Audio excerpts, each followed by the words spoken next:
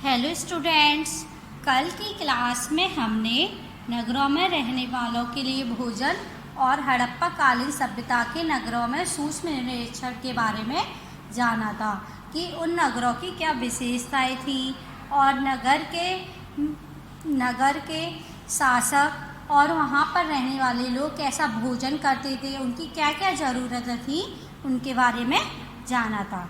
आज की क्लास में हम मुद्रा और सभ्यता के अंत के रहस्य के बारे में जानेंगे। तो स्टार्ट करते हैं। मुद्रा और मुद्रांकन या मोहरबंदी, मतलब कि हड़प्पा सभ्यता में कैसी मुद्राओं का प्रयोग किया जाता था उसके बारे में दिया गया है। मोहरों का प्रयोग सामान से भरे उन डिब्बों या थैलों को चिन्हित करने के लिए किया जाता होगा जिन्हें एक जगह से दूसरी जगह भेजा जाता था। मतलब जो मोहर लगाई जाती थी वो कहाँ पर लगाई जाती थी कि जैसे कि एक नगर का माल दूसरे नगर या दूसरे देश को भेजा जाता है, तो उसको पहचान बनाने के लिए उन डिब्बों पर या उन थैलियों पर मोहर को लगाया जाता था, जिससे ये पता चल जाता था कि किस नगर या किस देश से आया है। अभी के समय में भी हम मोहरों का प्रयोग किस लिए करते हैं? इसी के लिए ही तो करते हैं। थैले को बंद करने के बाद उनके मुहानों पर गीली मिट्टी पोतकर उन पर मोहर लगाई जाती थी। मतलब जब उस थैले में या डिब्बे में सामान रख दिया जाता था तो उन डिब्बे को सील पैक किया जाता था। आज के समय में हम क्या करते हैं, जो टेपिंग होती है उससे उनको पैक कर देते हैं, लेकिन पहले के ज़माने में क्या होता था कि लोग गीली मिट्टी कर लेते थे और उसको खूब अच्छी तरीके से उन डिब्बों पर या थैलियों पर लगा देती थी और सूखने के बाद वो बिल्कुल कड़क हो जाती थी। अगर गलती से भी कोई उन्हें खोलेगा तो पता चल जाएगा कि ये पैकेट खुला हुआ है। जब वो पैकेट पूरा बंद कर दिया जाता था उसके बाद ही उन पर मोहर लगाई जाती थी। मोहर की छाप को मोहरबंदी कहते हैं। और मोहरबंदी किसे कहा जाता है? मोहर की छाप को। मोहर की छाप को क्या कहते हैं? मोहरबंदी। अगर यह छाप टूटी हुई नहीं होती थी तो यह साबित हो जाता था कि सामान के साथ छेड़छाड़ नहीं हुई है। मैंने अभी आपको बताया था कि उस सीलिंग को या उस मोहर के साथ अगर कोई कुछ करता तो वो क्या होती थी? टूट जाती थी। तो इससे ये पता लग जाता था कि सामान के साथ किसी ने छेड़खानी की है। अगर वो टूटी नहीं होती थी तो पता चल जाता था कि हमारा सामान जैसे वहाँ से आया है वैसे ही हमारे पास आएगा। इतनी बात सभी को समझ में आ गई? सभ्यता के अंत का रहस्य, मतलब कि इस सभ्यता का अंत कैसे हुआ था इसके बारे में हम जानेंगे। लगभग 3900 साल पहले एक बड़ा बदलाव देखने को मिलता है कि इसमें बताया गया है कि 3000 साल पहले इस सभ्यता का अंत होना शुरू हुआ था और उसमें बदलाव आने लगे थे। कोई भी चीज़ अचानक से तो बंद नहीं होती, उससे धीरे धीरे बदलाव देखने को मिलता है, फिर वो चीज़ बदलती है। अचानक लोगों ने इन नगरों को छोड़ दिया। अचानक से इस नगर के लोग दूसरे नगर को जाने लगे, दूसरी जगह जाने लगे, लेकिन मुहर और पाटों का प्रयोग बंद हो गया था। धीरे धीरे ये भी काम बंद होता गया।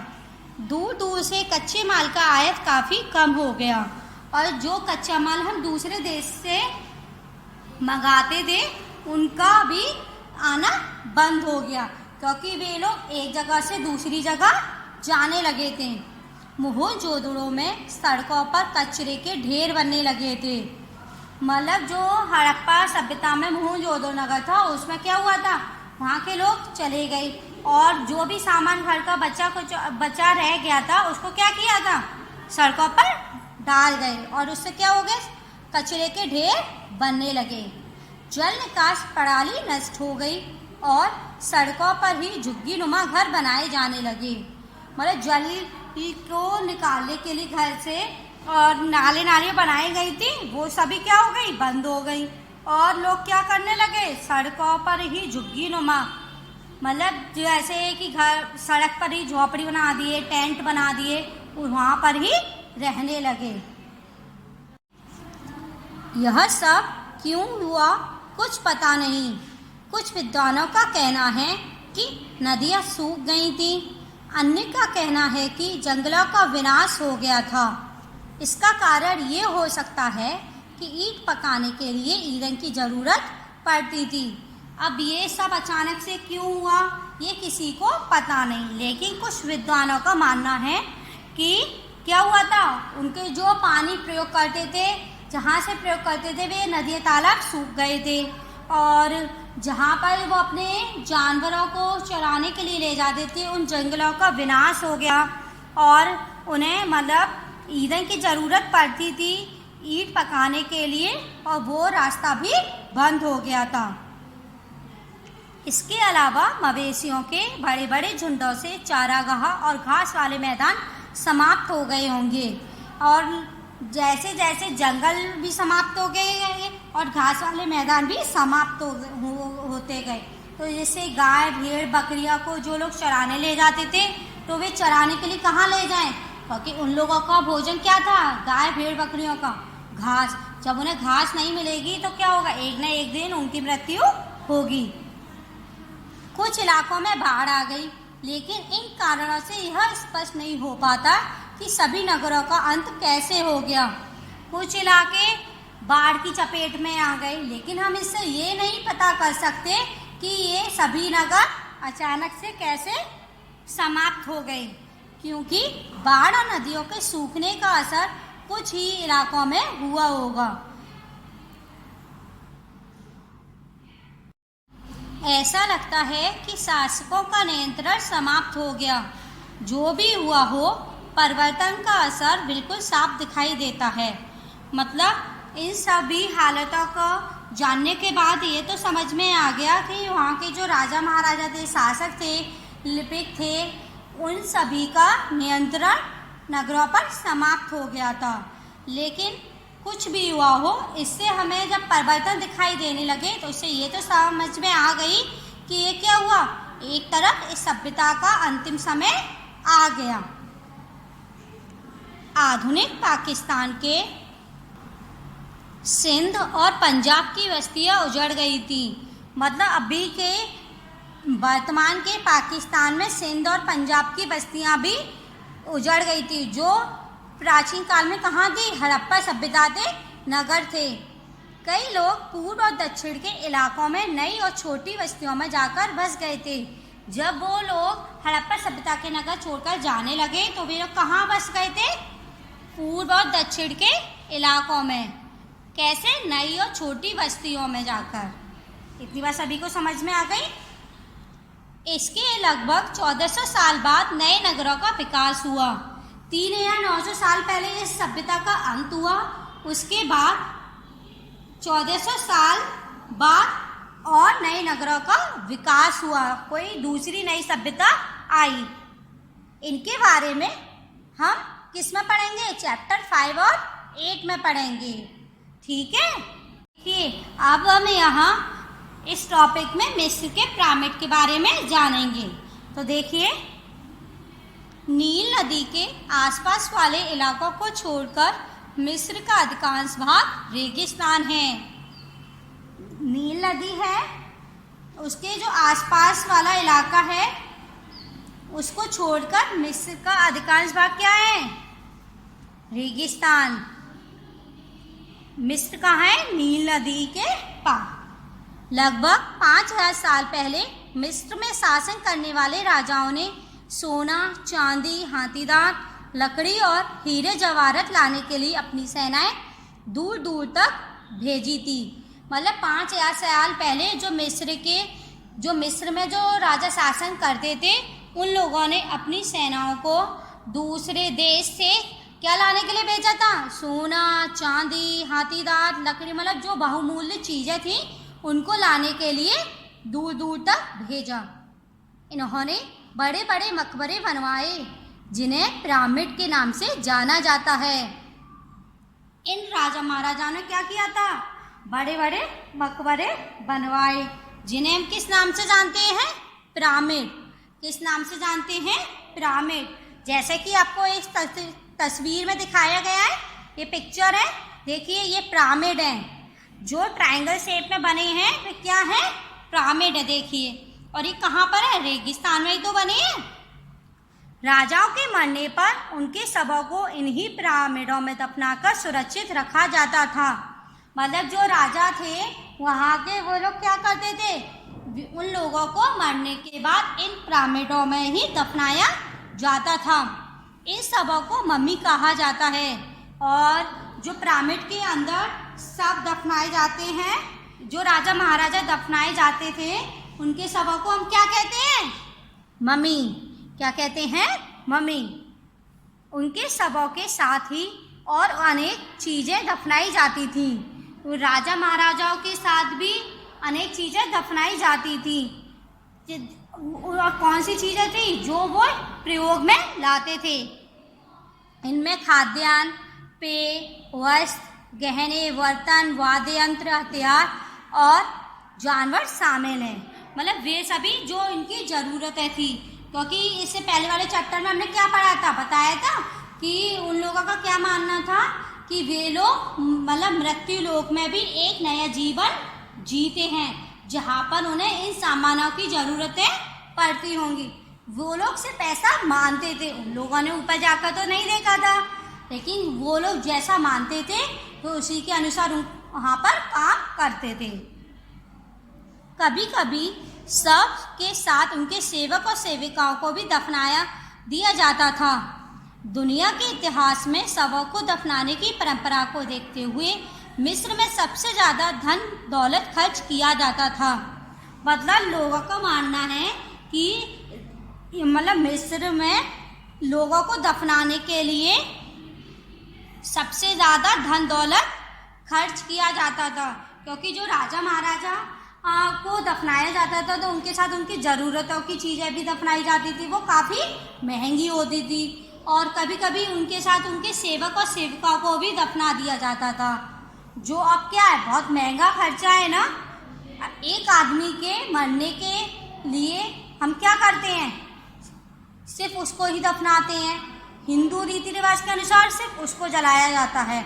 लेकिन क्या होता था मिस्र में? जब कोई राजा मरता था तो उसके साथ उसकी ज़रूरतों की चीज़ों को भी दफनाया जाता था।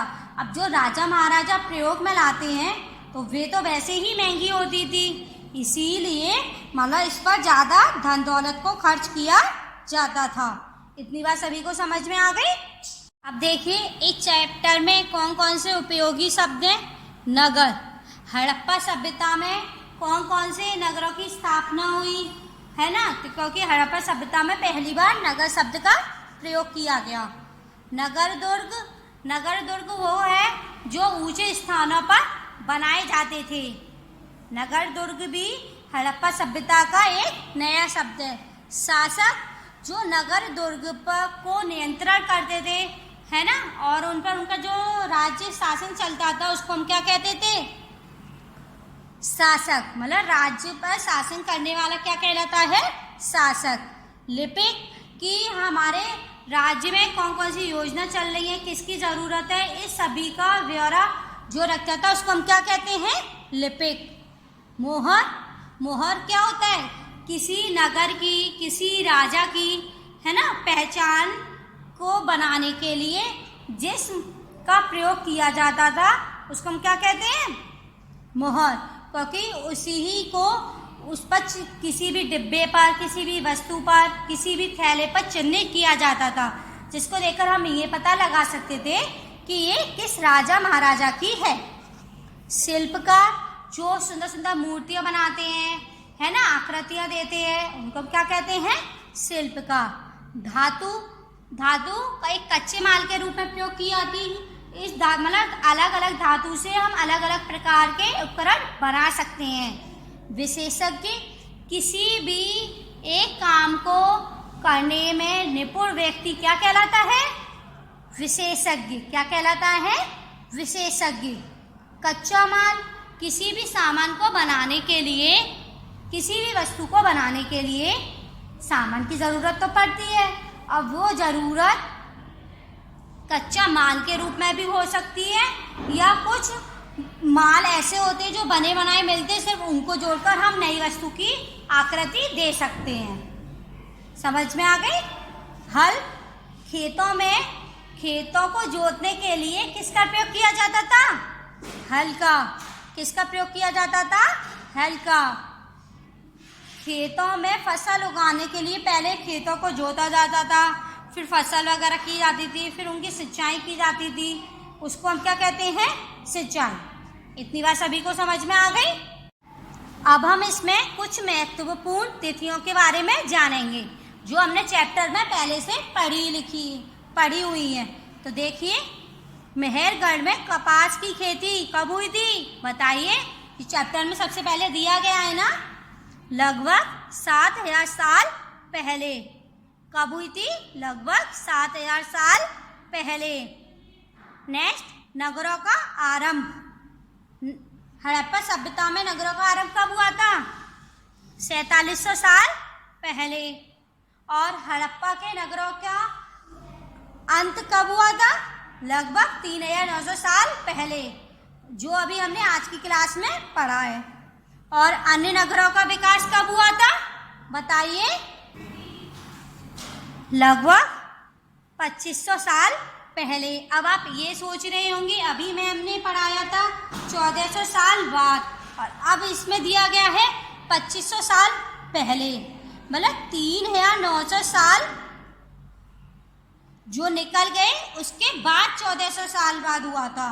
लेकिन अभी हमारा जो समय चल रहा है उससे 2500 साल पहले नए नगरों का विकास हुआ था। तो बच्चों, आपका आज का होमवर्क है कि आपको ये कुछ महत्वपूर्ण तिथियां लर्न करके अपनी स्टिकी नोटबुक पर राइट करनी है। ये मैंने आपको बार बार बता रही हूँ, इनको याद करना जरूरी है। ठीक है? हम कल फिर से मिलेंगे। बाय।